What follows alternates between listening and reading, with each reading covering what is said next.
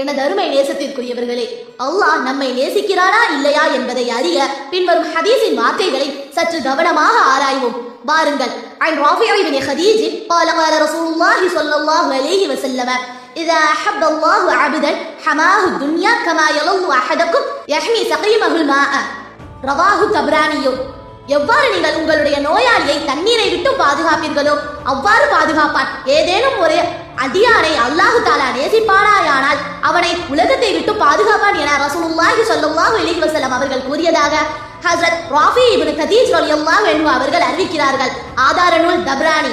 இந்த ஹதீஸின் நீதி என்னவென்றால், நாம் உலக ஆசைகளின் செயல்களில் அதிகம் ஈடுபட்டு கொண்டிருந்ததால், உதாரணமாக ஊர் சுத்துவது, திரையரங்களுக்கு செல்வது, கேளிக்கை விடுதிகளுக்கு போவது, அந்நியவர்களுடன் சிரித்து பழகுவது போன்ற செயல்களில் ஈடுபட்டு வருகிறீர்கள் என்றால் அல்லாஹ்வுடைய நேசத்தை விட்டும் நீங்கள் தூரமாக இருக்கின்றீர்கள் என்று அர்த்தம்.